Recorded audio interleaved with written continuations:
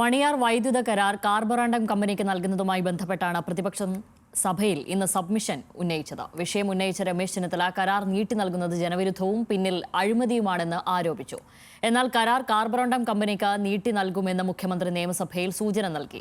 പദ്ധതി ഏറ്റെടുക്കാൻ കമ്പനിക്ക് KSEB നോട്ടീസ് നൽകിയിട്ടുണ്ടെന്ന് മന്ത്രി K. കൃഷ്ണൻകുട്ടി സഭയെ അറിയിച്ചതിന് പിന്നാലെയാണ് മുഖ്യമന്ത്രിയുടെ തിരുത്ത്.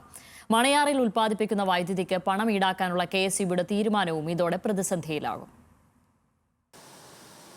30 വർഷത്തെ BOT കരാർ കാലാവധി കഴിഞ്ഞതിനാൽ കാർബറാണ്ടം കമ്പനിക്ക് പദ്ധതിയിൽ അവകാശമില്ലെന്നാണ് വൈദ്യുതി വകുപ്പിന്റെ നിലപാട്. KSEB പദ്ധതി ഏറ്റെടുക്കുകയാണെന്ന് കാണിച്ച് നോട്ടീസ് നൽകിയ കാര്യവും വൈദ്യുതി മന്ത്രി K. കൃഷ്ണൻകുട്ടി സഭയിൽ പറഞ്ഞു. വകുപ്പുതല നിലപാടുകളിൽ ഭിന്നതയുണ്ടെന്നും സൂചിപ്പിച്ചു. 30 വർഷത്തെ കാലാവധി കഴിഞ്ഞതിനാൽ മേൽപ്പറഞ്ഞ പദ്ധതി ഏറ്റെടുക്കുന്നതിനായി KSEBയിൽ കാർബറാണ്ടം കമ്പനിക്ക് നോട്ടീസ് നൽകിയിട്ടുണ്ട്. ധനകാര്യ വകുപ്പ്, നിയമവകുപ്പ്, വ്യവസായ വകുപ്പ് എന്നിവരുടെ അഭിപ്രായങ്ങൾ ഉൾപ്പെടെ എല്ലാ കാര്യങ്ങളും സർക്കാർ വിശദമായി പരിശോധിച്ചു വരികയാണ്. KSEBിന് ദോഷകരമാകത്തതും വ്യവസായ അന്തരീക്ഷത്തിന് ഗുണകരമാകുന്നതുമായ തീരുമാനമെടുക്കാനാണ് സർക്കാർ ഉദ്ദേശിക്കുന്നത്. എന്നാൽ വൈദ്യുതി മന്ത്രിയെ തിരുത്തി സംസാരിച്ച മുഖ്യമന്ത്രി കാർബറാണ്ടം കമ്പനിക്ക് കരാർ നീട്ടി നൽകലാണ് സർക്കാർ നയമെന്ന് വ്യക്തമാക്കി. ഇതിനകത്ത് മറ്റ് തർക്ക വിഷയങ്ങളേ ഇല്ല.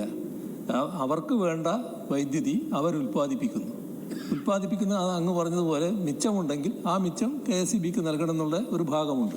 ആ കാര്യങ്ങളൊക്കെ ചർച്ച ചെയ്ത് പരിഹരിക്കാവുന്നതേ ഉള്ളൂ. ക്യാപ്റ്റീവ് ജനറേഷൻ എന്നത് ആ തത്വം പൊതുവെ അംഗീകരിക്കേണ്ട ഒരു കാര്യമാണ്.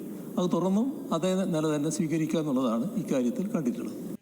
കരാർ കാലാവധി കഴിഞ്ഞതിനാൽ ഉൽപ്പാദിപ്പിക്കുന്ന വൈദ്യുതിക്ക് കാർബറാണ്ടത്തിൽ നിന്ന് പണം ഈടാക്കാനായിരുന്നു KSEBയുടെ തീരുമാനം.